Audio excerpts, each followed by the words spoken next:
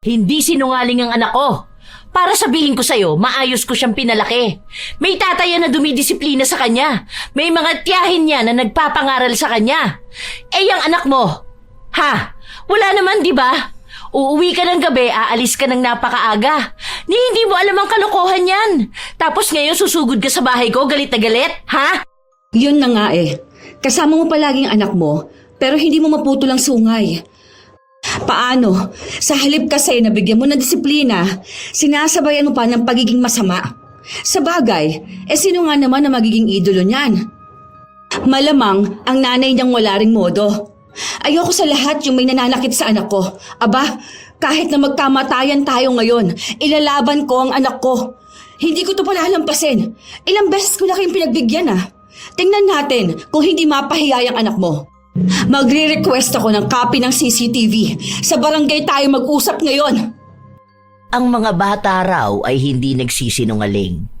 Ngunit hindi ganon ang pagkakakilala ni Freya sa kapitbahay nilang si Renzo na hindi nagsasabi ng totoo at hilig ang pagsisinungaling na tila ba kinukumbinsi rin ng ina. Dahil sa ganitong pag-uugali, nakakapagpahamak siya ng ibang tao. Isa rin ito sa magiging dahilan para parusahan siya. Magagawa pa kayang magbago ng isang bata o sadyang dadalhin niya ang ganong ugali kasama ang sumpa habang siya ay nabubuhay? Opo, nakita ko po siya kanina, ginugunting niya yung mga halaman niyo. Sinabihan ko na po siya kaso po ayaw naman niyang makinig sa akin. Hala, hindi Bakit ko naman guguntingin yan? Alam ko na nga na sinabi niya sa akin na huwag ko yung gagalawin.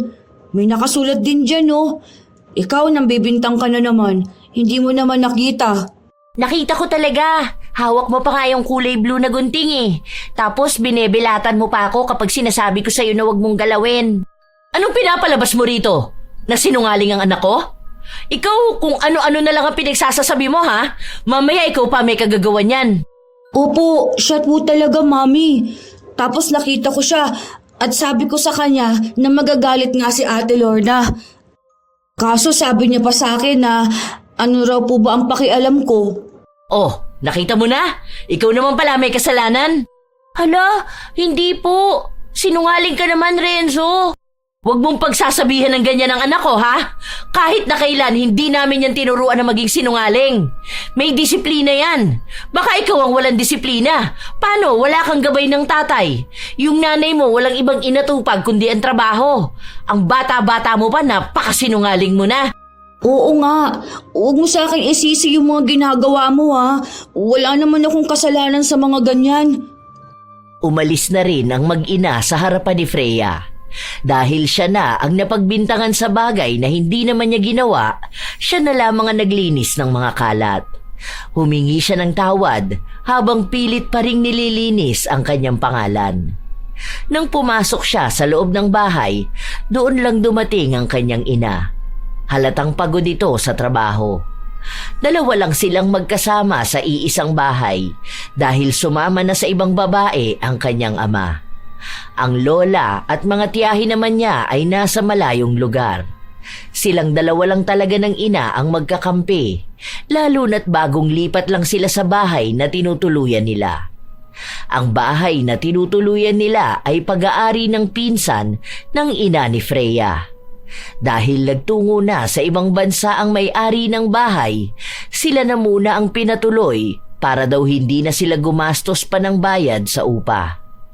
Kinabukasan, walang pasok sa trabaho si Isabel, kaya tanghali na siyang nagising. Naabutan niya ang anak na naglilinis sa labas ng bahay. Ano nangyari dyan? Bakit ang daming kalat? Paano po yung kapitbahay natin? Yung anak nun?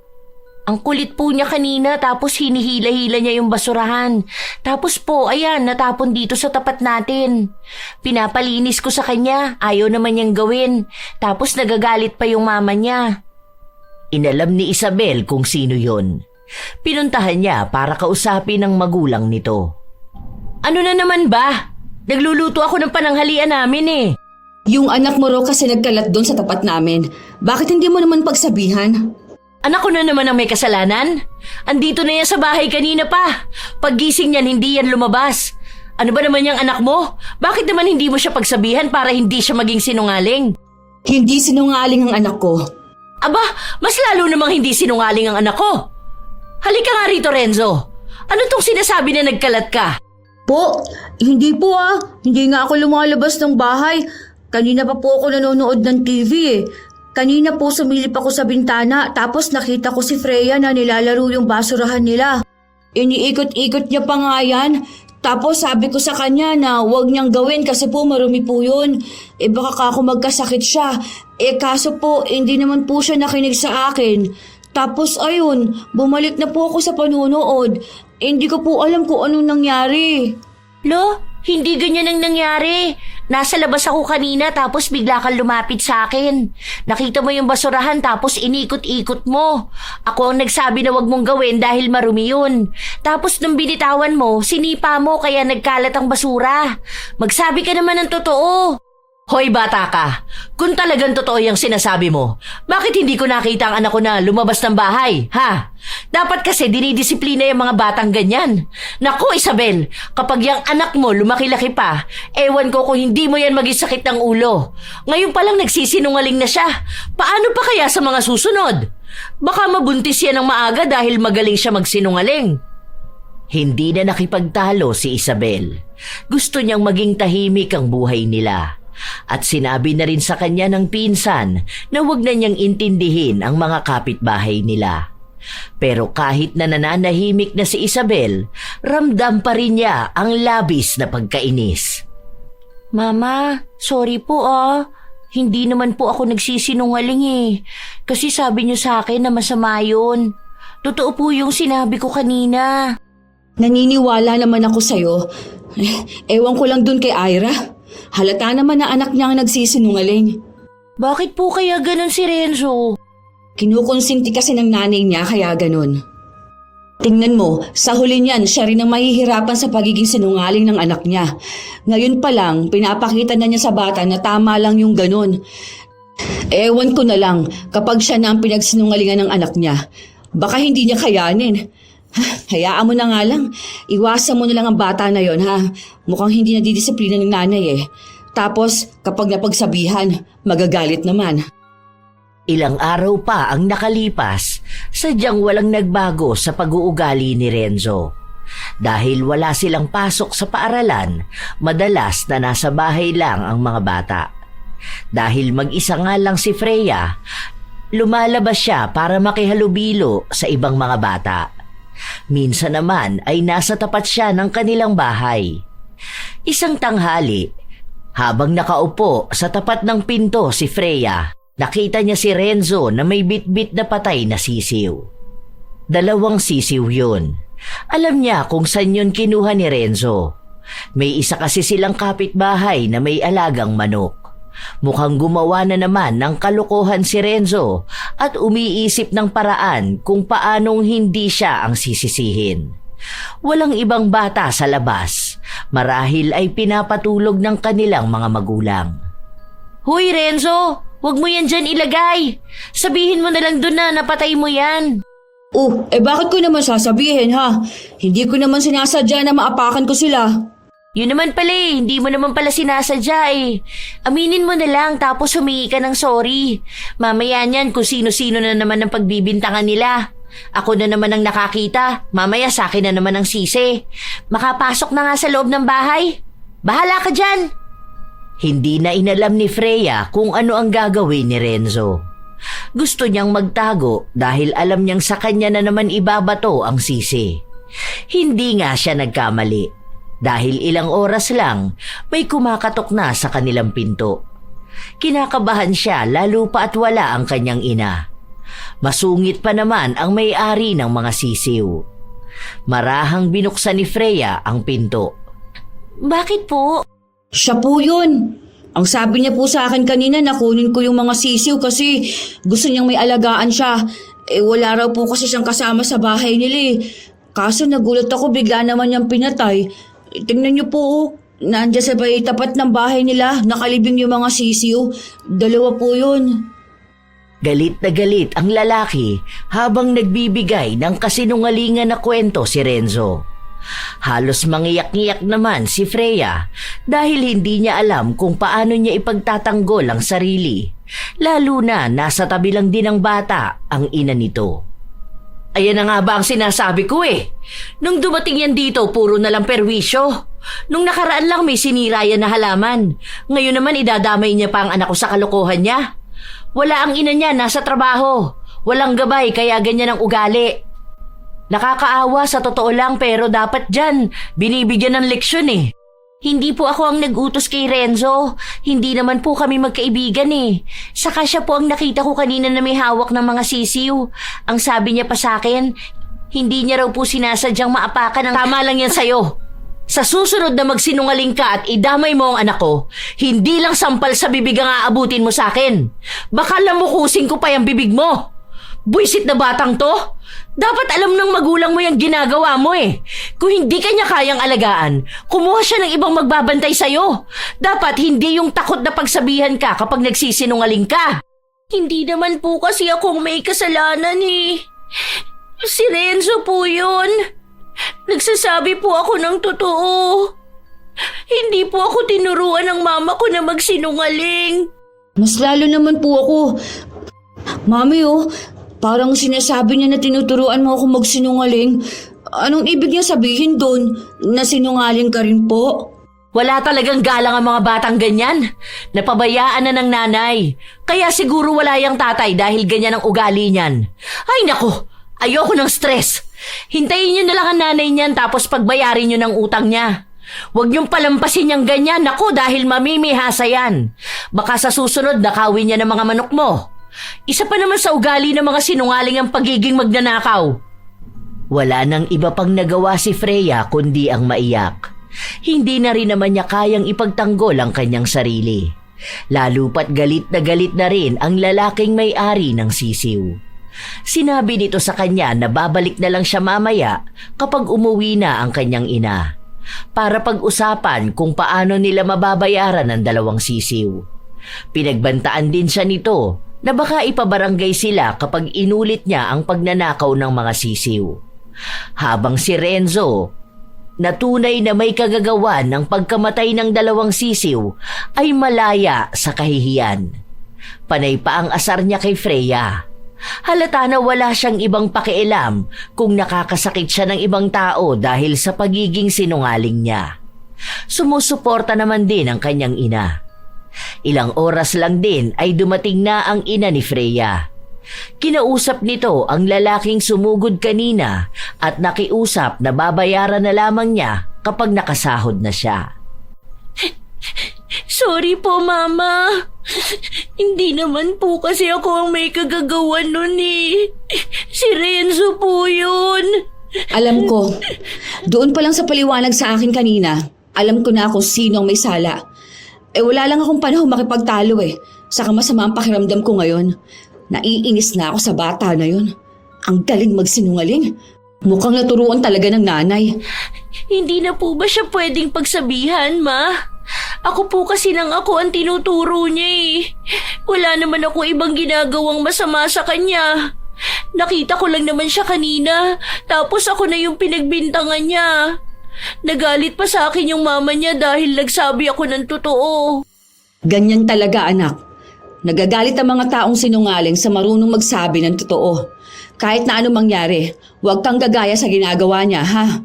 Dahil hindi man sa ngayon, darating din ang araw na sila ang aani ng ugali na tinotolerate nila. Sila ang natuturo sa anak nilang maging sinungaling. Kapag dating ng panahon, sila na ang pagsisinungalingan yan. At kapag nangyari yon, sila naman ang mahihirapan. Gaya ng kung paano nila pahirapan ng ibang tao. Ganon ang palaging pangaral ni Isabel sa kanyang anak. Hindi lang naman si Renzo ang nakilala niyang batang sinungaling, na sa huli ay naging mabigat na problema ng kanilang pamilya. Kaya naniniwala siya na kung ano ang pinakikita nila kay Renzo ay ang ugali na mararamdaman din nila pagdating ng panahon.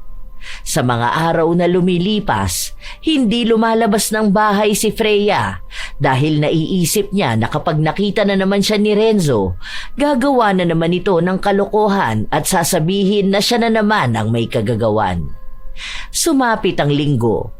Walang trabaho si Isabel, kaya lumabas sila ng anak.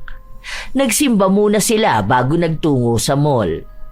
Malapit na maggabi nang makauwi sila at nakita nila na nasa tapat ng bahay nila si Ira at ang anak nito. Ano nangyayari? Oh, andyan ka na pala. Alam mo ba ang ginawa niyang anak mo kanina? Anak ko? Wala kami sa bahay buong maghapon ah. 6:00 pa lang nasa labas na kami. Nagsimba kami tapos nagdala. Anong pinagsasabi mong ginawa ng anak ko? Galing ka ng simbahan, nagsisinungaling ka? Try mo kaya na isama ang anak mo sa simbahan para siya naman ang maturuan doon kung bakit masama ang magsinungaling. Hindi yung hinahayaan ninyo ng ganyan. Aba, huwag niyo palaging dinadamay ang anak ko. Wala siya rito, kaya malamang yung sinabi ng anak mo, siya ang may kagagawan niyan. Hoy, huwag mo sabihing sinungaling ang anak ko. Mas lalo namang hindi sinungaling ang anak ko. Ano palang ginagawa mo dyan sa bahay namin, ha? Malamang may sinumbong sa'yo yung anak mo na gawa ng anak ko. Sino gagawa nun kung wala kami rito? Baka may ibang nakikita yung anak mo na hindi namin nakikita. Hindi naman po ngayon eh. Kahapon pa po yun. Kasi po nakita ko siya na nagkakalat siya sa bakuran ni Ate Lara. Bakit wala namang sinabi sa akin kanina si Ate Lara? Magkatabi kami sa simbahan kanina. Tapos nakasama pa namin kumain. Kahapon ba? O sige, sandali ha. Tatawagin ko si Ate Lara. Hindi na, wag na. Pababayaan ko na lang to. Pero pagsabihan mo yung anak mo. Sa bahay naman pala ni na Ate Lara eh. Bakit ikaw ang susugod sa bahay namin? Hindi mo naman bahay ang nagkaroon ng kalat, hindi ba? Sus!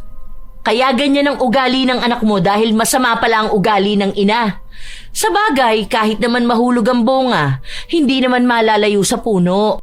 Sana, yan din ang sabihin mo sa anak mo. Kaya siguro sinungaling yan eh, kasi may pinagmanahan. Hindi ako sinungaling ha? Ano, gusto mo bang saktan ko pa ang anak ko sa harapan mo? Ha? Aray ko, Mami! Oh, ayan. Masaya ka na ba na nasaktan ko na ang anak ko para lang sa'yo? Para naman matahimik ka na. Mukhang ako lang ang pinag-iinitan mo eh. Hindi ang anak mo ang pangaralan mo. Talagang kukwestiyonin mo pa kung paano ko palakihin ang anak ko? Na lagi kong kasama kaysa dyan sa bata na palagi mong iniiwan tapos wala pang tatay? Ano naman sa'yo kung walang tatay ang anak ko? Kesa naman may tatay nga, hindi naman ramdam sa bahay. Bakit? Akala mo ba ikaw lang ang tsismosa? Gusto mo na lang maging personalan to. Hindi pa ba? Pinag-iinitan mo ang anak ko eh. Ayoko magkaroon ng gulo o magkaroon ng kaaway. Pero ikaw itong talak ng talak. Sasaktan mo pa ang anak mo sa harapan ko. Anong pinaparating mo sa akin sa ginagawa mo? Saka wala kang pakialam kung iniiwan ko ang anak ko dahil lang sa kailangan ko magtrabaho. Hindi ikaw ang bumubuhay sa kanya. At napangaralan ko yan. Kaysa intindihin mo ang anak ng iba, mas maganda sana kung ang anak mo ang atupagin mo. Baka kapupunan mo sa ibang bata, palala ng palala yung ugali ng anak mo. Hindi na natapos ang kanilang bangayan. Inawat na lang sila ng kanilang mga kapitbahay. Lalo pa at nagkakainitan na talaga sila. Walang handang magpatalo. Dahil sa nangyari, sa paglipas ng ilan pang mga araw, minsan ay nagkakaroon sila ng bangayan. Hanggang isang araw, bigla na namang ulit sumugod si Ira. Masaya pa naman ang mag-ina na kumakain ng nilutong merienda ni Isabel. Ano na namang nangyayari? Hindi pa lumalabas ang anak ko. Ano tong sinusumbong sa akin ng anak ko? Sinabi niyang walang yamong anak na tsismosa ako? Aba, at kailan pa ako naging tsismosa, ha? Masama yang ganyan. Dapat alam mo rin ituro sa anak mo na huwag siyang mambibintang. Sinabi mo yon? Hala, hindi po Hindi ko naman din alam kung tsismosa siya eh. Hindi naman kami nag-uusap ni Renzo dahil iniiwasan ko po siya. Sinabi na ng anak ko na hindi totoo. At naniniwala ka sa sinasabi ng anak mo? Kung ikaw nga naniniwala ka sa sinasabi ng anak mo tapos ako, ayaw mong paniwalaan ang sinasabi ng anak ko? Basta po, ang sabi po niya na ang daldal niyo raw po kaya po tsismosa raw po kayo. Malamang yan ang naririnig ng anak mong sinasabi mo. Hindi niya rin naman sasabihin yun kung hindi niya naririnig sa mas matanda sa kanya. Tapos po, ang sabi niya pa na may utang raw po kayo sa mama niya, hindi raw po kayo marunong magbayad. Kita mo na? Pati utang na ganyan? Alam ko may utang ako sa'yo. Magkano lang naman yun? 200 pesos lang. Pero sinabi ko naman sa'yo na babayaran kita. Bakit kailangan mo pang sabihin sa anak mo? Tapos yung anak mo ang daldal. Wala akong sinasabi sa anak ko. Ni hindi ko na nga naaalala na may utang ka sa akin eh. Kapag nasa bahay ako at katulad ngayon na walang pasok, hindi ka namin pinag-uusapan. Kahit na minsan ka lang naging laman ng usapan namin. Hindi sa'yo umiikot ang buhay namin, kaya wag mong isipin na ikaw nang ikaw ang topic. Ewan ko dyan sa anak mo kung saan niya nalalaman yung mga pinagsasabi niya. Totoo naman po talagang sinasabi ko. Hindi ko naman po yun sasabihin kung hindi naman po yun ang sinabi ni Freya. Ano pong akala niyo sa akin? Mahilig mag-imbento ng mga kwento? Wala naman talaga kasi ako sinabi na ganun eh. Hindi ko ugali na magsabi ng masama sa ibang tao. Kailan tayo nakapag-usap? Kapag mag-isa nga lang ako rito sa bahay, hindi naman ako lumalabas. Kasi kung ano-ano na lang ang ginagawa mo. Kaya walang mga bata na kumakaibigan sa'yo kasi pinapahamak mo silang lahat. Kita mo na? Ganyan ang ugali ng anak mo? Sinungaling na nga, sutil pa. Sa susunod, matuto naman kayo makisama sa amin. Kabago-bago nyo lang dito, ganyan na kayo? Noon naman nakatira dito si Lilet. Hindi naman nagkaroon ng ganitong gulo. Basta, walang kasalanan ang anak ko. Mas lalo naman ang anak ko. Hayaan mo, darating din naman ang panahon na malalaman natin kung sino ang nagsasabi ng totoo. Ika nga, time is the ultimate truth teller. Sus, may nalalaman ka pang ganyan. Talagang malalaman nating lahat dito kung gaano kasinungaling yung anak mo. Ang sama ng ugali. Ngayon pa lang dapat pinuputol mo na ang sungay niyan. Bago ka magsalita ng ganyan sa anak ko, ikaw muna ang gumawa ng ganyan sa anak mo. Panay ka po na sa anak ko eh. Eh, ang anak mo naman ang may problema. Umirap lang si Ira bago siya umalis. Halata sa mukha niya na naiinis talaga siya sa inaasta ni Isabel. Para bang may gusto siyang gawin ito na pinapalampas lang dahil ayaw paniwalaan na si Freya talaga ang sinungaling na bata at hindi si Renzo. Dahil sa nangyari, kinausap ni Isabel ang kanyang anak at inalam kung totoo ba ang sinasabi ni Ira. Hindi po ah. Kahit na sino po ang kausap ko, hindi naman po ako nagsasabi ng masama sa kapwa ko. Hindi naman po talaga kami nag-uusap ni Renzo. Ewan ko nga po bakit ako po ang palagi niyang tinuturo. Kapag wala ako rito, tapos may ginawa sa iyong kapitbahay natin na yon, isumbong mo sa akin ha. Hindi ako papayag na aapihin ka nila. Magkakabaranggayan talaga kami kapag may ginawa siya sa'yo. Masyado niyang inispoiled ang anak niyang sinungaling. Ilang araw lang ang lumipas, balik na naman ang mga kalokohan ni Renzo. Bumili lang sa tindahan si Freya nang makita niya si Renzo na naglalaro ng apoy sa tapat ng bahay nila. Nagsusunog siya ng plastik at saka niya iwiniwisik sa paligid. Hoy, wag mong gawin yan! Kapag nakatama ka ng ibang tao dyan, makakasakit ka pa. Eh ano bang pakialam mo ha? Huwag ka kasing dumaan dito para hindi ka matalsikan. Paano naman yung ibang tao? Saka baka makasunog ka pa niyan. Kaya nga tinuturo sa school na dapat hindi naglalaro ng apoy dahil baka makasunog ka. Dikit-dikit pa naman ang mga bahay natin dito.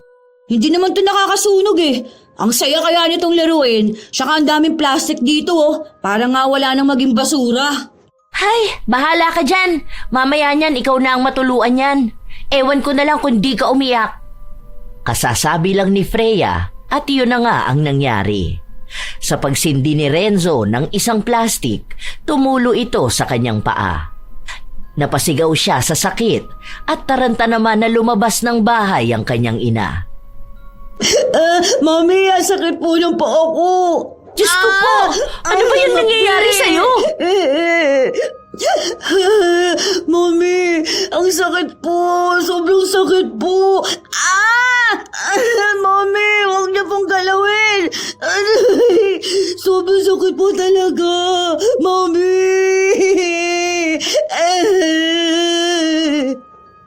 Agad na inasikaso ni Ira ang kanyang anak. Binuhusan niya ng malamig na tubig ang paa nito. Pero umiiyak pa rin sa sakit si Renzo. Ramdam ng kanyang ina ang sakit, kaya isinugod siya sa ospital, lalo pat malaki ang parte ng paa niya na natuluan ng plastik na may apoy. Nang kinagabihan, umuwi na rin ang dalawa. May balot ang paa ni Renzo at ang ina nito ay galit na galit. Hindi pa umuuwi si Isabel, kaya mag-isa lang si Freya na humarap kay Ira. Wala po talaga akong ginawa. Sinabi ko na po sa kanya na huwag siyang maglalaro po ng apoy kasi baka mapaso siya.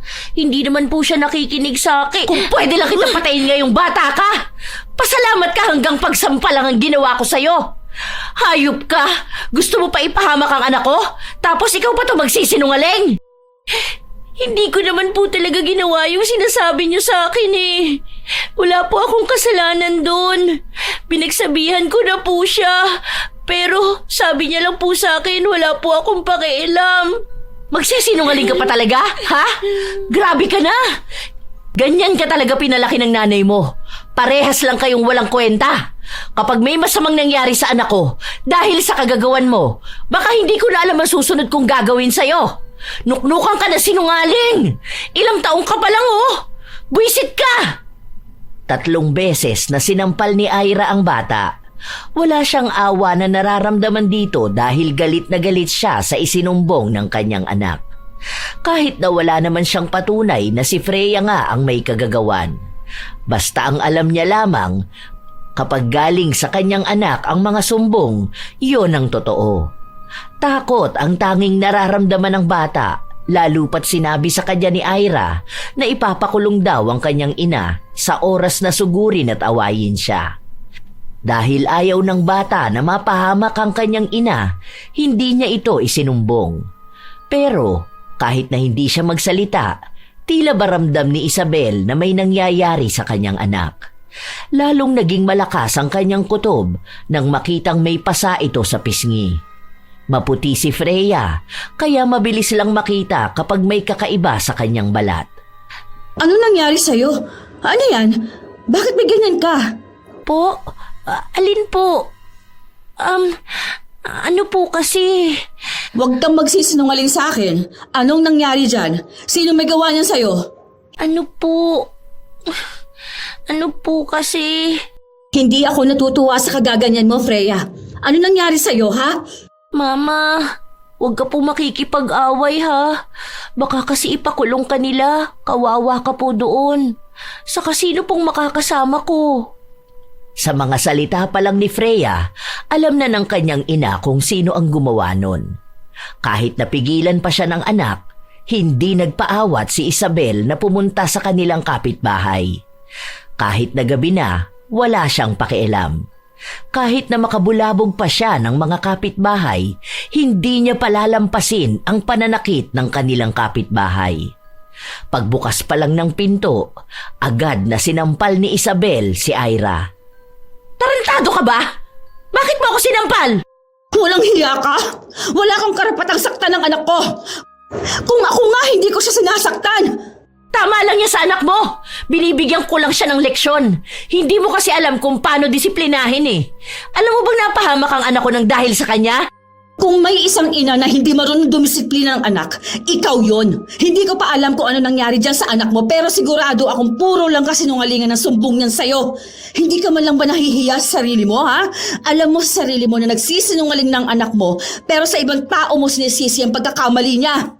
Hindi sinungaling ang anak ko. Para sabihin ko sa'yo, maayos ko siyang pinalaki. May tatay na dumidisiplina sa kanya. May mga tiyahin niya na nagpapangaral sa kanya. Eh, yung anak mo, ha? Wala naman, di ba? Uuwi ka ng gabi, aalis ka ng napakaaga. Ni hindi mo alam ang kalokohan yan.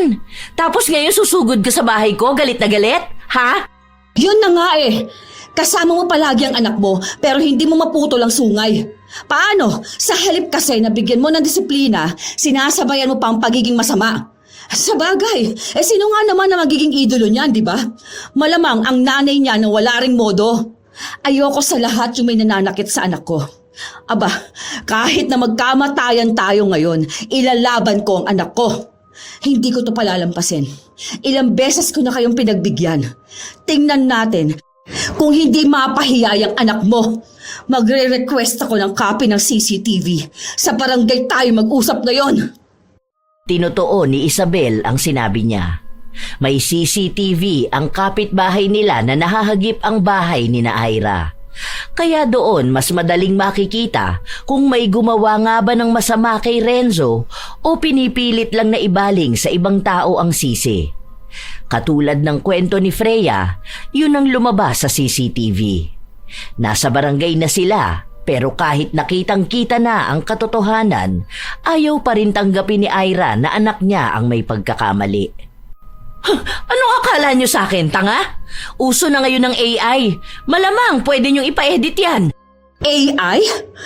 Tingin mo ba may oras pa mag-edit, ha? Ayan na nga, oh. Kitang-kita na yung anak mo ang mag-isang naglalaro ng apoy. Tapos nung napaso siya, sa anak ko na ang sisi? Halata naman na pinagsasabihan siya. Palagi mo kamong kasamang anak mo, di ba? Bakit hindi mo mabantayan ang ginagawa niya? Talagang hinahayaan mo siya na maglaro ng apoy?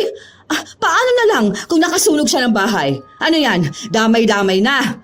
Lahat tayo niyan perwisyo nang aabutin. Naglalaro lang naman ang anak ko Malamang bata pa yan. Anong utak yan? Sinasabi mo ngayon na bobo ako? Ayokong makipagtalo sa tanga. Pasalamat ka nga hindi na kita pagbabayarin dyan sa ginawa ng anak mo. Mahal ang binayad ko sa ospital. Hindi mo talaga ako pagbabayarin dahil kitang-kita naman ng lahat na hindi yan kasalanan ng anak ko. Sige, kampihan mo pa yung pagiging sinungaling ng anak mo. Sige, turuan mo pa siya maging magaling na sinungaling. Para paglaki niyan, maging expert yan. Baka pati kasinungalingan niya, paniniwalaan na niya. Totoo naman po ang sinasabi ko Kahit na kailan hindi po ako nagsisinungaling. Kahit po mamatay pa ako. Huwag kang hihiling ng ganyan, bata. Hindi mo alam kung gaano ka-powerful yung dila mo. Gusto mo pang ipalit ang buhay mo kaysa magsabi ng totoo? Ibig sabihin lang nun, nagsasabi ng totoo ang anak ko. Ikaw lang naman ang may issue sa amin Ano bang kinaiinggit mo sa buhay namin, ha? Ako? May ikaiinggit sa'yo? Ang kapal naman ng mukha mo? Wala namang kainggit-inggit sa'yo Diyan pa nga lang sa pagpapalaki mo ng anak mo, palpak ka na. Huwag niyo na po awayin na mami ko. Lagi niyo na lang po yung ginagawa sa kanya. Mabait naman po ang mami ko Kayo po ang panisugod sa bahay namin. Tapos po kapag sumasagot si mami, sinasaktan niya po siya. Kaya nga po natatakot na ako magpakita sa inyo Dahil pati po ako sinasaktan ninyo. Kanina nga po, sinampal niyo ako Hindi yan totoo. Nagsisinungaling ka na naman. Malamang mama mo yan Kaya kakampihan mo siya. Kapag nagsabi ka kasi ng totoo, baka paluin ka niya. Hindi ba? Natatakot na ako sa inyo.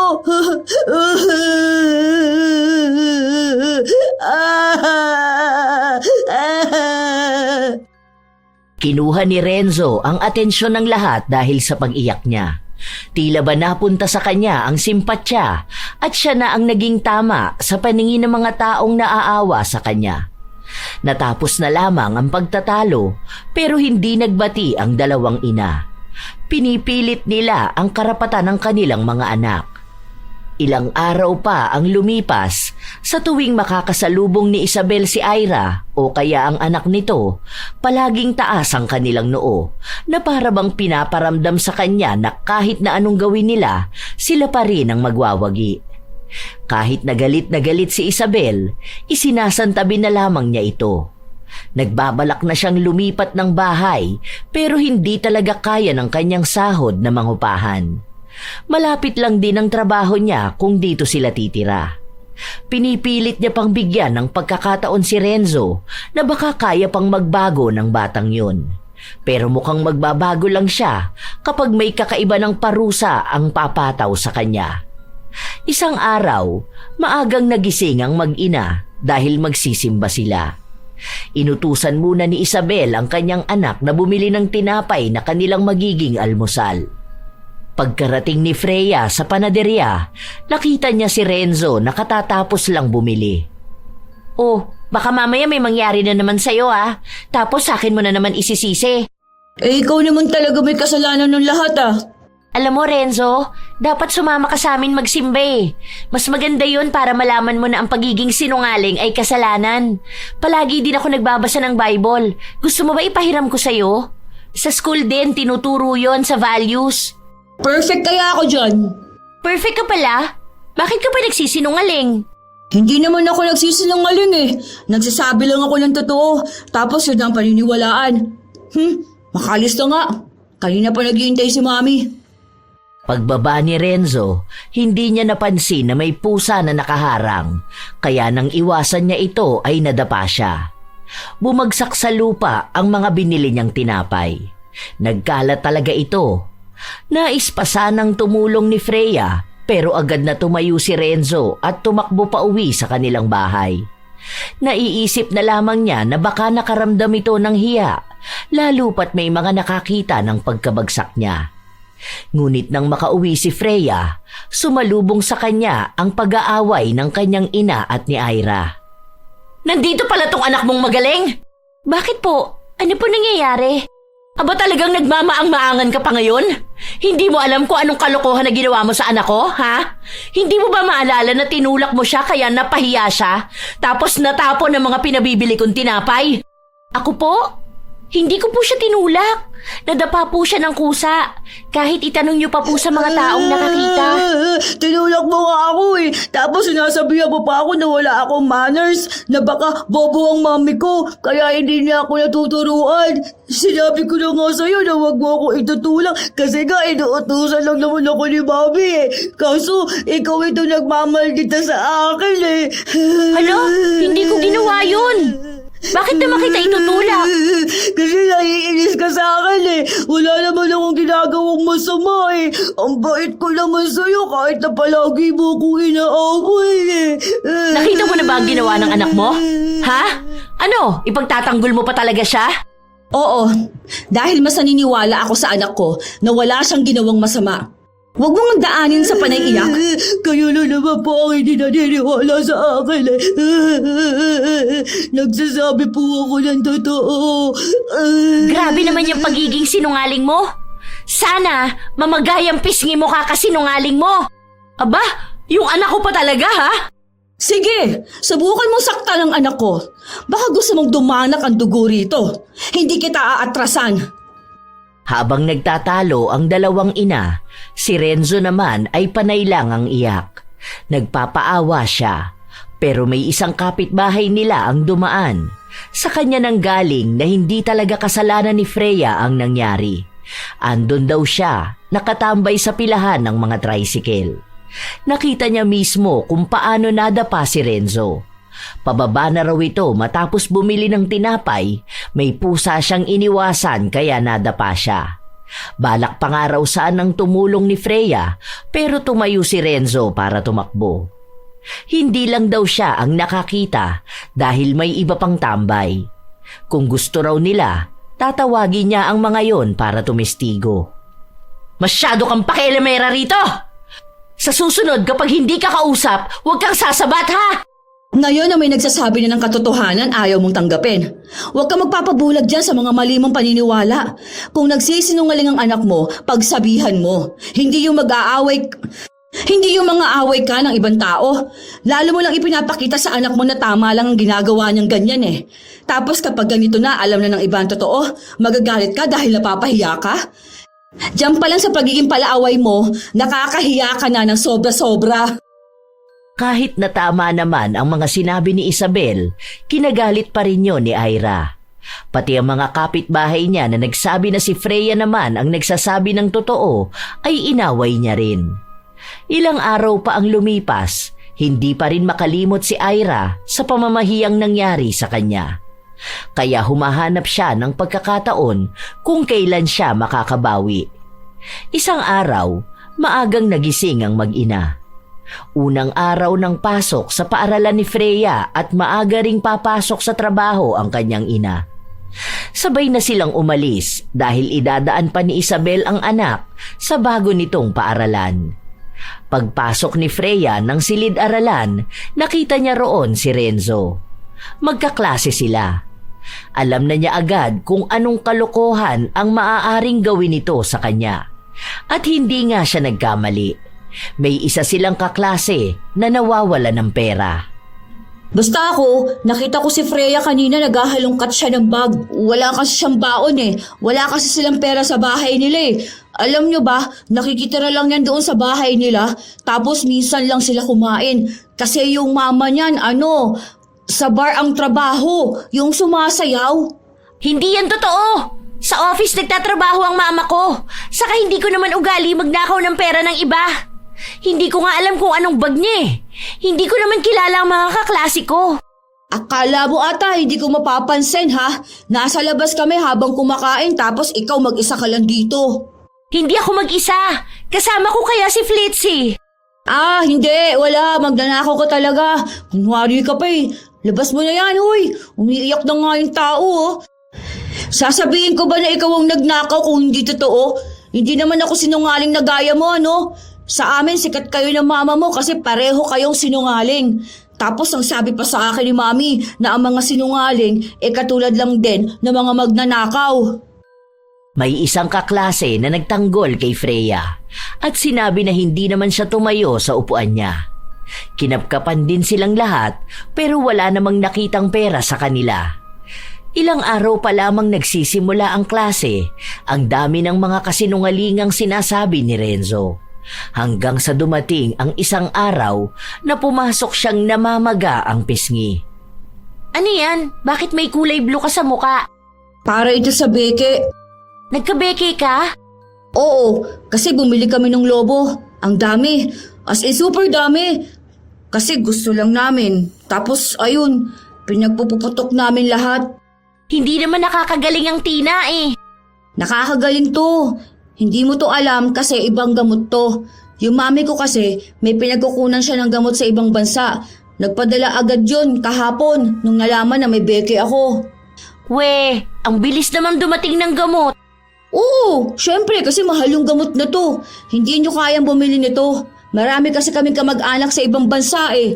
Tingnan mo tong ballpen na bigay sa akin ni tita ko. O ayan, marami pang ganito oh.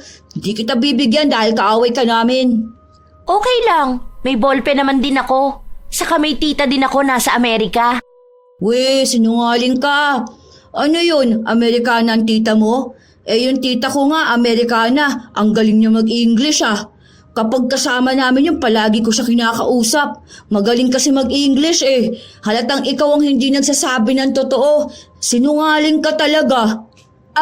Aray ko! Ininda ni Renzo ang pagsakit ng kanyang pisngi. Ang akala niya dahil lang yun sa labis na pagsasalita. Ilang linggo pa ang lumipas, nakalobo na ang kanang pisngi niya. Yun lang ang namamaga habang ang kabila naman ay normal lang. Nakakapagsalita pa naman siya pero pinagsabihan siyang limitahan muna ang daldal dahil baka mas lalo lang mamaga. Dinala na rin siya sa ospital kaya may iniinom siyang gamot. Nang sumapit ang Sabado, wala silang pasok kaya nasa kani-kanilang bahay ang dalawa. Umaga, hindi pa umaalis si Isabel para pumasok sa trabaho. Isang shampoo, isang conditioner. Tapos bili ka ng isang magic sarap. Magluluto na muna ako bago ako maligo. May sukli pa po. Bili ako candy. Sige na, bilisan mo na ha. Anong oras na? Payapa na naglalakad si Freya nang makita niya si Ira na nakatayo lang sa tapat ng kanilang bahay. Wala namang ibang ginagawa ang bata pero ramdam niya na naiinis sa kanya ang kapitbahay. Sinundan ba naman siya nito ng masamang tingin? Mabilis din namang umandar ang oras hanggang sa sumapit ang kinahapunan. Lumabas si Freya dahil naiinip siya sa loob ng bahay. May mga kasama siyang mga batang kaedad niya. Nagkayayaan sila na magpunta sa palabunutan kung saan may mga magagandang premyo. Sumunod din sa kanila si Renzo. Ito sa akin, kuya. Ayun, meron ako na panalo. Vikat! Yay! Hala, nandaya siya kuya. Sa akin yun ate. Inagaw niya lang. Akin na yan, huy. Ano? Akin to, no? Hindi ka pa nga nagbabayad dyan sa binunot mo eh. Pangatlo ko na to. Akin to. Akin yan. Madaya ka. Di ba kuya, nakita mo naman na sa akin to? Ang daya nito. Mga agaw ka talaga eh. Pilit na nag-aagawa ng dalawa. Hindi rin nagpapatalo si Freya dahil ipinaglalaban niya na sa kanya talaga yun. Noong una, hindi pa sila inaawat. Pero sa huli, kay Freya pa rin ibinigay ang premyo. Nakakainis ka naman. Akin dapat yan eh. Ako ang bumunot nito. Wala kang ang pera para maglaro, tapos sasabihin mo na ikaw ang nanalo? Susumbong ko na sa mami ko. Natataranta na tumakbo pa uwi si Renzo. Alam na ni Freya ang susunod doon. Kung hindi siya haharangin ni Ira, susugod yon sa kanilang bahay. Dahil mas nauna sa kanya si Renzo, malamang ay aabangan siya ng ina nito. Dahil sa takot niya, nanatili na lang muna siya sa kanto habang hinihintay ang kanyang ina na umuwi. Nang makita siya ni Isabel, agad na nagtaka ito. Natatakot kasi ako, Ma. Baka kasi mamaya sabunutan na ako noon. Sabi niya pa naman nung nakaraan kapag nainis siya sa akin, hihilahin niya raw ang buhok ko. Pero ako naman talaga yung nanalo sa palabunutan kanina eh. Sa akin nga binigay ni Kuya. Halika na, umuwi na tayo. Akong bahala sa kanya kapag inaway ka niya. Malayo pa lang sila, tanaw na nila si Ira na handa nang makipagtagisan ng salita. Nakapamewang pa ito habang hinihintay silang dumaan. Pero si Isabel, wala siyang pakialam sa inaasta ng kapitbahay. Iniisip niya na kung papatulan niya ito, mauubusan lang siya ng enerhiya.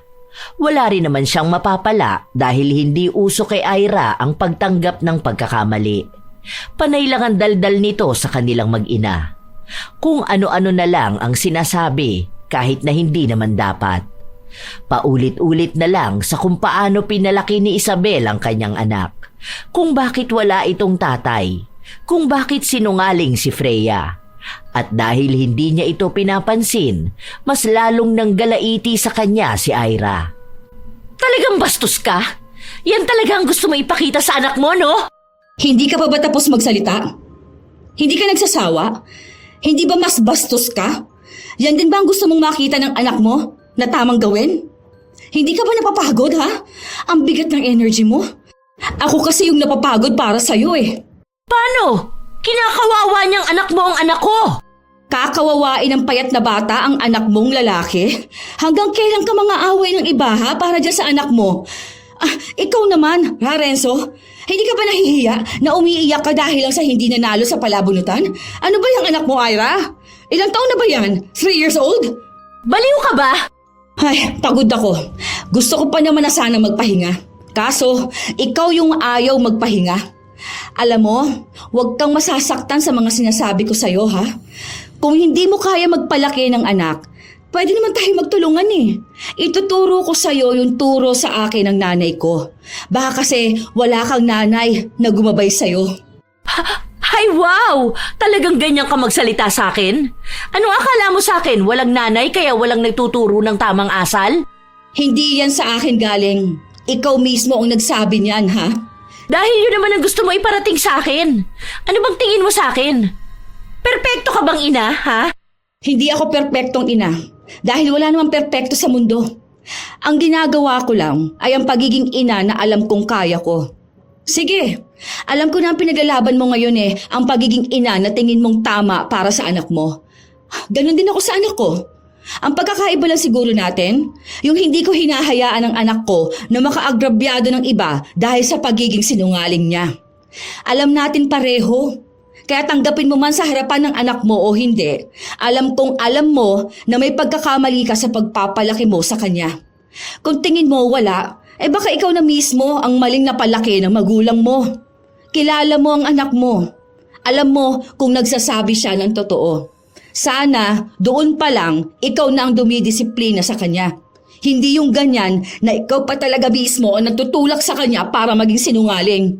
Hindi ko tinuturuan magsinungaling ang anak ko. Hindi mo alam kung paano ko siya pinapalaki. Hindi ko nga alam. Sige, hindi mo siya tinuturuan. Pero hinahayaan mo naman siya maging sinungaling. Alam mo, sa ginagawa mo, malaking pagsisisi ang aabutin mo kapag laki niyan. Alam na niya kung paano manindigan sa kasinungalingan. Darating ang araw niya na magmamakaawa ka sa kanya para sa katotohanan. Kaya namamaga ang panga ng batang yan Lahat ba naman ang sinasabi niya kasinungalingan? Darating ang araw na yan. Kahit na nagsasabi siya ng totoo, wala nang maniniwala sa kanya.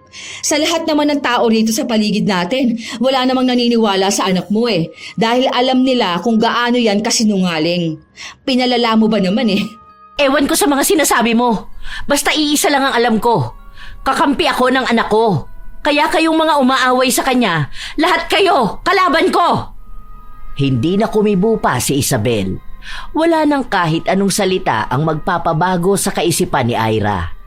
Paniniwalaan lang nito kung ano ang nais niyang paniwalaan at ang kasinungalingan yon ng kanyang anak. Sa mga araw na lumilipas, hindi pa rin natitigil si Renzo sa panay niya pagsisinungaling. Hanggang sa 2 na niyang pisngi ang namamaga. Hindi na siya makapasok sa kanilang paaralan dahil sa nangyayari sa kanya. Dahil doon, natigil siya sa pag-aaral. Labis ang pagtataka nila dahil walang ibang gamot na nakapagpapatanggal ng sakit ni Renzo. Minsan pa ay umiiyak ito kapag nakakaramdam siya ng kirot. Isang gabi, habang mahimbing ang tulog ng lahat, nagising ang karamihan matapos na marinig ang sigaw ni Renzo. Sigaw yon ng sakit. Madalas na ganon ang nangyayari. Pero hati ang paniniwala ng mga nakakarinig. Ang iba, sinasabi na totoo ang sakit na yon. Ang iba na may rason lang daw nila para mambulabog ng mga kapitbahay. Kinabukasan, halatang masama ang pakiramdam ni Isabel dahil hindi siya masyadong nakatulog sa ingay ni Renzo. Nak, bili mo nga ako ng gamot sa tindahan. Sakit na ulo ko. Nakakainis sa mga ingay ng mga kapitbahay natin, no? Ay, buti na lang wala akong pasok ngayon. Galing po ako sa tindahan kanina, tapos may mga taga-barangay na nasa bahay nila. O bakit daw? Hindi ko po alam eh, pero kasi nagagalit si Kuya Vic. Hindi raw po sila makatulog dahil sa ingay ni Renzo. Wala siguro naniniwala sa kanila na nasasaktan yun ngayon. Paano ba naman? Sino bang maniniwala sa taong puro nalang kasinungalingan sa katawan? Yun ang sinasabi ko sa'yo, kaya ayokong nagsisinungaling ka. Kasi kapag nakilala ka nila bilang sinungaling, kahit pa katotohanan na ang sinasabi mo, wala nang maniniwala sa'yo. Opo, hindi naman po ako nagsisinungaling. Sa mga sumunod na araw, mas lalong lumala ang kalagayan ni Renzo. Madalas na siyang humingi ng tulong sa mga tao pero walang nakikinig sa kanya. Naaalala kasi nila nang minsang humingi ito ng tawad at pinahamak lang sila. Matapos noon ay pinagtanggol pa ng ina at sinabi na sila ang sinungaling. Kaya wala nang nagbalak na magbigay ng tulong. Habang nasa labas ng bahay si Freya, kauuwi niya lang galing paaralan, nakita niya si Renzo na lumabas ng bahay. Umupo lang ito sa tapat ng kanilang pinto. Bakasang mabilis na pagbagsak ng kanyang katawan. Pumayat siya, pero malaki ang kanyang 2 pisngi. Okay ka lang ba? Masakit yan ngayon? Hindi sumagot si Renzo. Tumayo siya at pumasok sa loob ng kanilang bahay. Maya-maya pa ay lumabas si Ira, galit na galit ito. Ano pong ginawa ko? Bakit po kayo nagagalit sa akin? Paano hindi ako magagalit sa'yo? Pinagtatawanan mo ba naman ang kalagayan ng anak ko? Paano ko ikaw kaya ang magkaganon, ha? Dapat ikaw na lang dahil masama naman ang ugali ng nanay mo. Wala po ako sinasabi na masama kay Renzo. Nagtatanong lang po ako kung masakit yun. Ang sabi mo nga sa akin na mukha akong clown eh. Kulang na lang maglagay ako ng wigot ng color sa mukha ko. Pinagtatawanan mo pa ako. Sabi mo sa akin dapat lahat na lang kami ng pamilya ko. Ang dami mo pang sinabi. Hindi lang yan. Minamaliit mo pa ako. Masaya ka na. Hindi na ako nakakapasok sa school. Ha? Hindi ko sinabi yan, ha? Hindi ako magsasalita ng ganyan sa iba. Nagsisinungaling ka pa rin. Naturuan ka na ng nanay mo kung paano sumagot, ha? Paano kung paduguin ko yung bibig mo? Kapag po ba napadugo niya ang bibig ko, gagaling na si Renzo? Hindi po ba dapat turuan niyo na lang siya ng magandang asal kaysa po ang magalit kayo sa iba? Ngayon ako naman ang pinapangaralan mo. Ano bang alam mong bata ka, ha? Hindi mo pa nga kaya ang sarili mo pero kung umasta ka dyan, akala mo alam mo ang ginagawa kong pagpapalaki sa anak ko? Ang alam ko lang po, hindi po dapat nagsisinungaling. Kaya huwag po kayo magagalit sa akin. Hindi na naghintay pa ng salita si Freya. Tumakbo na siya papasok sa loob ng kanilang bahay. Kahit na nakasarado na ang pinto, panay pa rin ang salita ni Ira. Hindi siya natitigil sa pagsasalita ng masasakit sa bata, na para bang hindi siya umaakto sa kanyang edad. Kahit bata ay papatulan.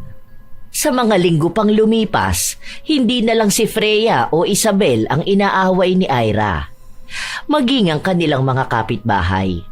Kung sino-sino na lang kasi ang tinuturo ni Renzo na nang-aasar o nang-aaway sa kanya.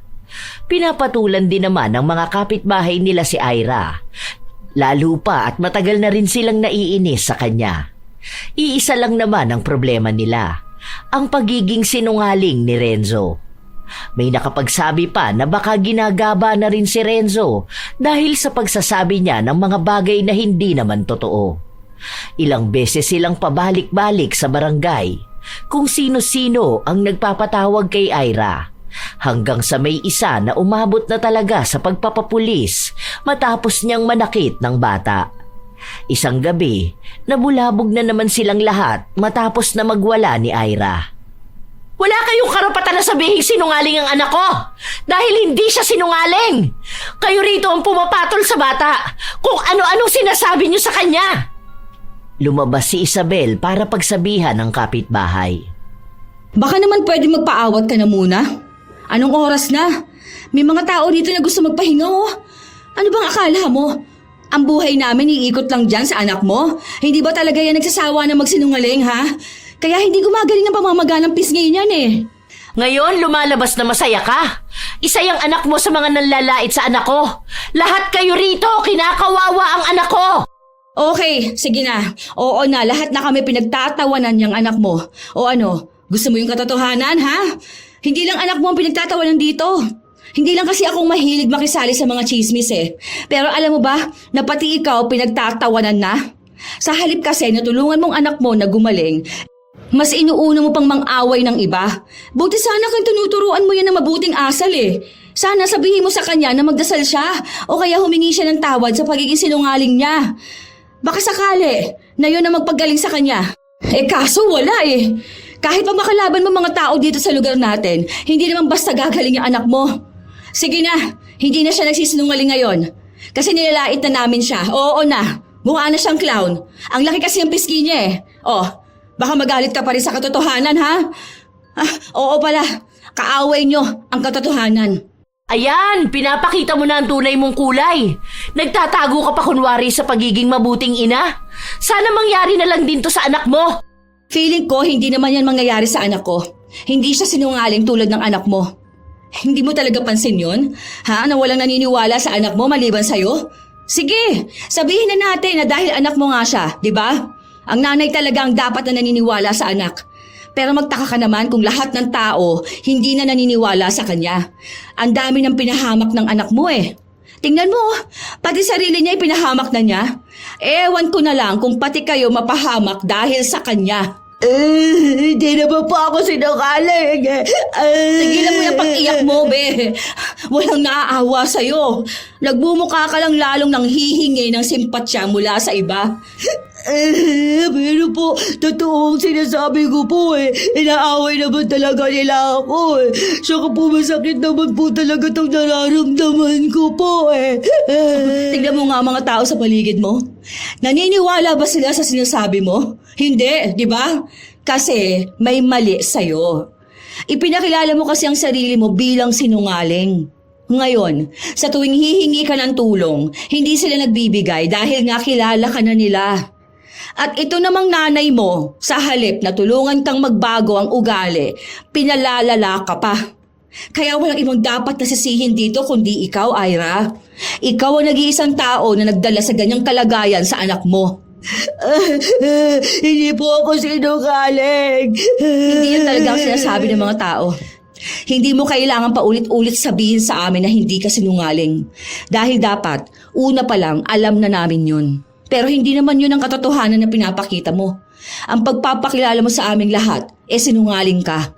At iisang tao lang ang naniniwala sa'yo. Kaya kahit ipagsigawan mo pa sa mundo na katotohanan ng sinasabi mo, hindi ka paniniwalaan. Dahil nanay mo lang ang maniniwala sa'yo. Sana maintindihan mo to, di ba? Iisa lang ang ibig kong sabihin. Huwag kang magsisinungaling. Maayos naman ang pagkakasabi ni Isabel pero hindi pa rin ito tinanggap ni Ira. Pinagpilitan niya na kahit na minsan ay hindi nagsinungaling ang kanyang anak. Palagi niya raw itong sinasabihan na magsabi ng totoo.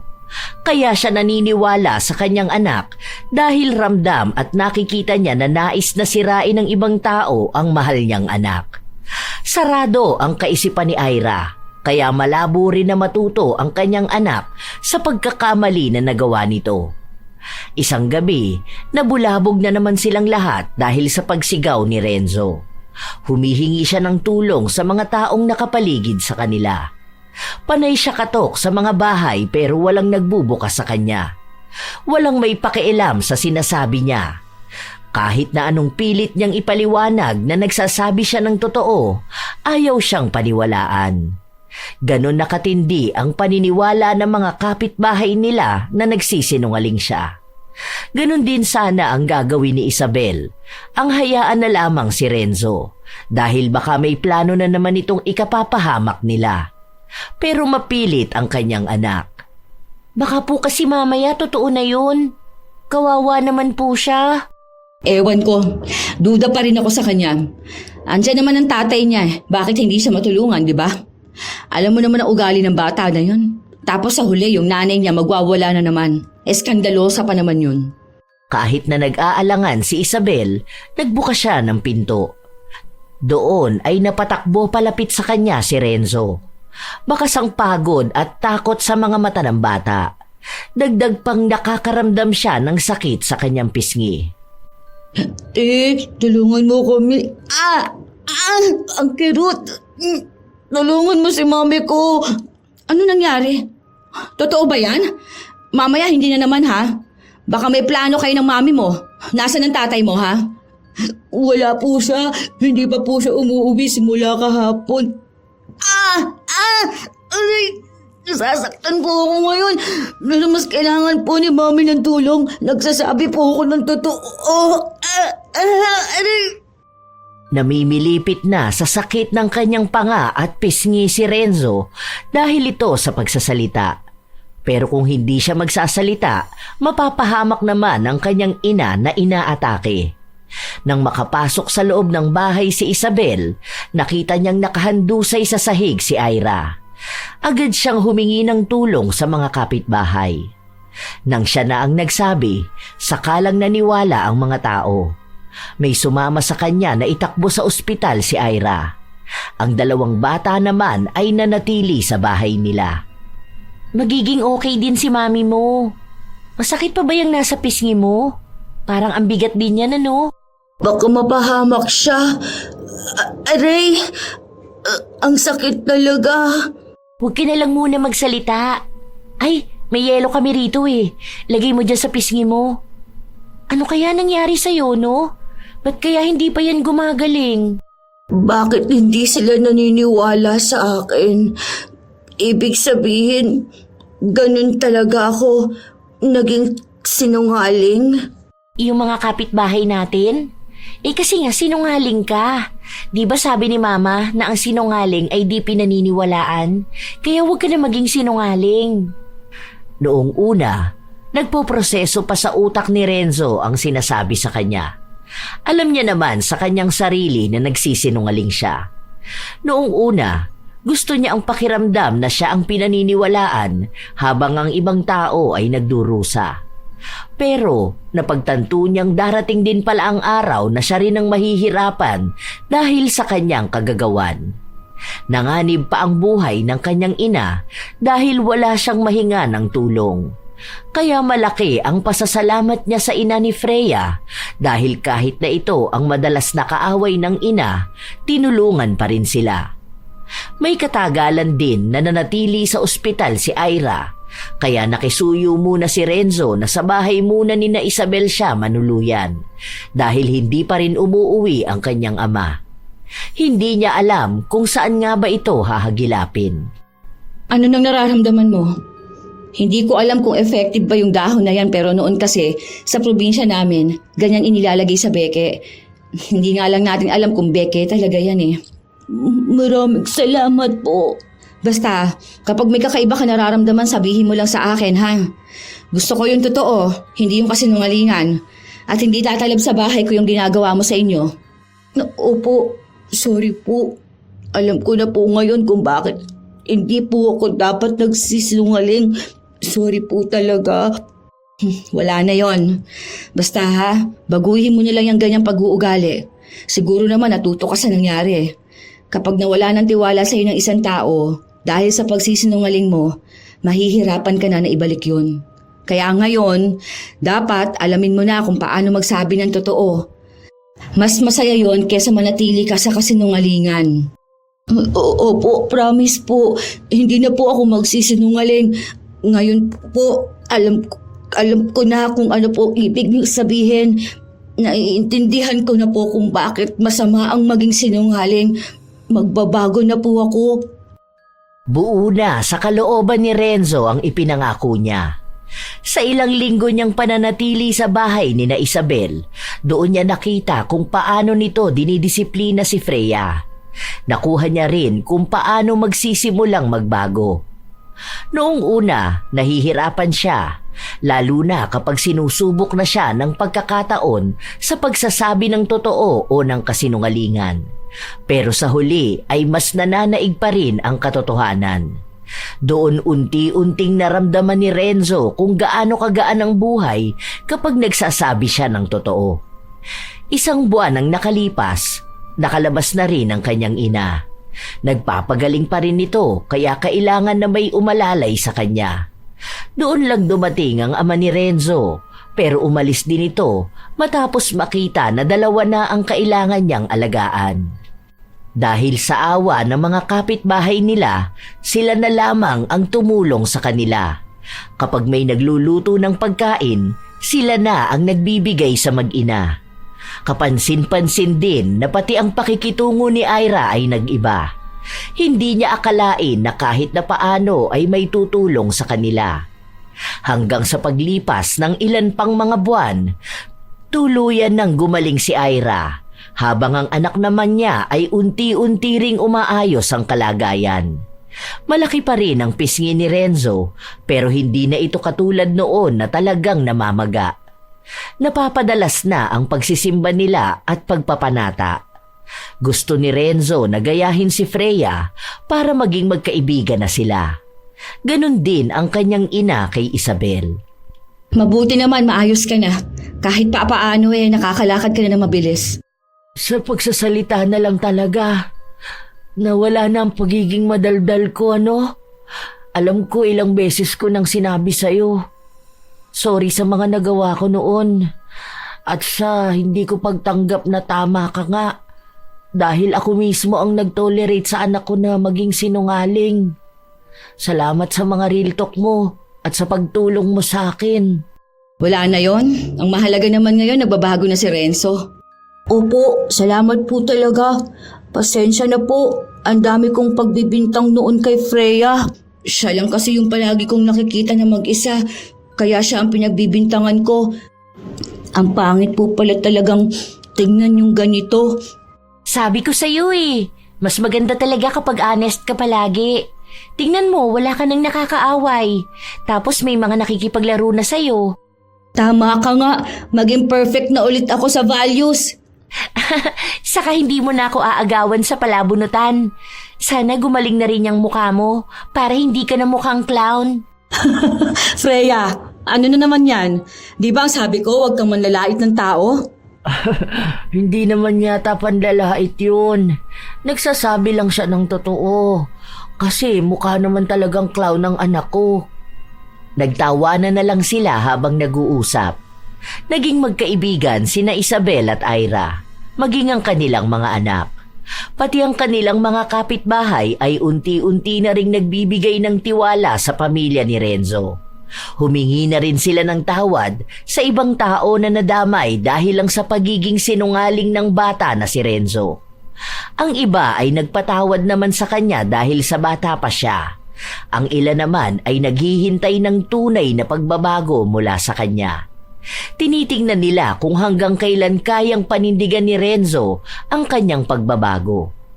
Pero iisa lang ang alam ng bata, na pananatilihin niya ang pagsasabi ng katotohanan dahil alam niyang ito lang din talaga ang magbibigay ng laya sa kanya laban sa galit ng mga tao. Dahil siya na ang nagsasabi ng totoo, doon niya nakilala naman ang ibang mga tao na katulad lang ng dati niyang ugali. Mga nagsisinungaling. Wala sa edad ang kasinungalingan, pero para sa kanya, kahit pa makalaban niya ang iba, basta magsasabi siya ng totoo. Dahil mas matimbang pa rin talaga ang isang katotohanan laban sa libong kasinungalingan. Mayroon talagang mga tao na hindi kayang talikuran ng ugali ng pagiging sinungaling. Ang akala nila, sa pamamagitan ng panlilinlang ay sila ang laging nasa ibabaw, na kaya nilang paikutin ang mundo sa mga salitang hindi totoo. Ngunit ang tuwa galing sa kasinungalingan ay hindi nagtatagal kailanman. Ang kasinungalingan ay maaaring magbigay ng pansamantalang ginhawa, ngunit sa dulo, ito rin ang sisira sa tiwala, sa pangalan at sa relasyon ng isang tao sa kanyang kapwa. Maraming nagsisinungaling dahil gusto nilang maprotektahan ang sarili, takasan ng responsibilidad o makuha ang gusto nila. Ngunit ang hindi nila naiintindihan, bawat kasinungalingang sinasabi ay parang paglalagay ng bitak sa pader ng tiwala. Kapag paulit-ulit na ginagawa, darating ang araw na tuluyang guguho ang pader na yon at wala nang maniniwala kahit pa magsabi na sila ng totoo. Maaari pa na ang pagsisinungaling ng isang beses ay kaya pang mapatawad, ngunit hindi ang paulit-ulit. Kaya mahalaga na bata pa lamang ay ituro na ang pagiging tapat at ang pagkakaroon ng magandang asal. Dahil ang mga bata, sila ang mas madaling bigyan ng aral. Kung ano ang nakikita nila, yon ang kanilang ginagaya. Kaya dapat ipaunawa sa kanila kung bakit masama ang pagsisinungaling. Kung sa murang edad ay ituturo na sa kanila ang kahalagahan ng pagsasabi ng totoo, paglilinaw at pagiging responsable sa salita, lalaki silang may dangal at integridad. Dahil tunay na magulang din ang mag-aani ng anumang pag-uugali na naitanim nila sa kanilang mga anak. Katulad na lamang na ang pagsisinungaling, kapag natutunan na ng maaga, ay nagiging ugaling mahirap ng baguhin. Tunay man na ang katotohanan ay hindi palaging madali, lalo na sa damdamin. Minsan, ang katotohanan ay nakakasakit din. Pero sa huli, ang katotohanan pa rin ang magdadala ng tunay na kapayapaan ng isip at damdamin. Kaya sa mga mahilig magsinungaling, tandaan ninyo na ang katotohanan ay hindi kalaban, kundi kasama mo sa pagharap sa realidad. Maaaring hindi laging maganda ang katotohanan, ngunit ito lamang ang matibay na pundasyon ng tiwala at respeto. Ang pagsasabi ng totoo ay hindi lamang tungkol sa pagiging mabuting tao. Ito ay tanda ng lakas ng loob. Madali ang magsinungaling, pero ang magsabi ng totoo, lalo na kung mahirap, ay gawa ng taong matapang. At para naman sa mga magulang at guro na gumagabay sa mga bata, turuan silang magsabi ng totoo at magkaroon ng integridad. Turuan silang aminin ang pagkakamali, humingi ng tawad at itama ito. Dapat talaga mga apo, bata pa lang ay natuturuan ng magsabi ng totoo dahil mas mahirap na silang mabago kung kinalakihan na nila ang kasinungalingan. Kayo ba ay may mga taong nakilala na sinungaling kahit na bata pa lang? Ano rin ang inyong opinyon tungkol sa ating bagong kwento? Naway may magandang aral kayong natutunan kung saan ang pagsisinungaling ay hindi nagdudulot ng maganda sa inyong buhay. Shout out sa ilan sa mga masusugid na tagapakinig ng mga istorya ni Lola Telang. V. Begiras, Army Dal, Hasmin Reyes, Reza Cambalisa, Irene Benavides, Vanessa Vio, at sa mga mananahi ni Jessa Vasquez, ang Bottoms Up Apparel Angels na sina Vanessa Ala, Vener Ala at John Mark Lamoste. Lynn Pedro, Rowea Hernandez, Wilaine Elicano, Rix Vlog, Elsa Havinya, Ives Marie Buhay Japan Channel, Bernie, It's Me Neri Domingo, Elise Padilla. Shout out din sa inyo, Kimberly Pahadan at kina Lola Edith Sereno, Lola Nena Lalata, Tita Eva Roque at sa Sereno Sisters, Merly Padilla, Elez Zel, Joanna Ibanez, Lea Lumentigar, May Ann Infante, Jessa Mozo at Nika Reyes, Maria Benitez, Maan Estrada, Tara Dabi, Pasiano Guerrero, Elgin TV Vlog, Ami Pacana, Noemi Garcia Pabunan, Liza Rosario, Migraine Girl, Marisa Villanueva, May 90. Salamat sa pakikinig nyo, Marco Nanes, Larry Gumangan, Christian Totika, Ivy Sandra Andan, Cherry Harvey, Assorted Love Hurts KSA, Liza Lynn Tizon, Marites San Pedro, Jenilyn Abrazaldo, Maria Tess Nape, Ina Sanera, Earl John Ramos at sa kanyang asawa, Mary Jenny Ril Rhea Batiduan, Batang Makulit Mini Vlog, Jen 1219. Shout out sa inyo mga mahal kong apo, Sydney Crosswind, Supladang Pasaway, Lovely Rose Roa, Kimpoy Feliciano, Hazel Fiesta, Marida Lightworker, Gia Gigi, Francisco Neng at Jeremy Saranillo Francisco, Matt Sarol, Mel Santarita, Esteli Reyes at sa Reyes family ng Marikina City, AJ Chua ng Subic Zambales, Vicky Yabut, Roy Lacandalo, Josefina Fuelias, Febe Rañada, Mike James Tapak, Will Maleses, Leonisa Cobo, Lurian Vitalicio, Jenny Suzuki, Raquel Hasegawa, Maria Lee Nakagawa, Lynn Hasegawa, Elise Padilla, Lydia Lopez, Gemstone Claro, Lance MBB, Rosalina Bugayong, Ami Yong, Ami Bag, Angelina Ignacio, sa buong Team Manok ng Amsik Angeles City, Pampanga, Ray Galedo at sa Galedo family ng Kabuyaw, Laguna, Roslyn Mangilin, Cherry May Libiran, Robert Crimen, Razon Yao, Mil Rose Demate, Angel Cancelier, Jaime Constantino, Jennifer Makasinag, Alma Naong, Rachel Whitney, Pureza Tagiwalo, Gami Neil Francisco at sa kanyang asawa na si Dada Neil Francisco. Ito ang inyong Lola Telang at maraming salamat sa lagi niyong pakikinig mga apo.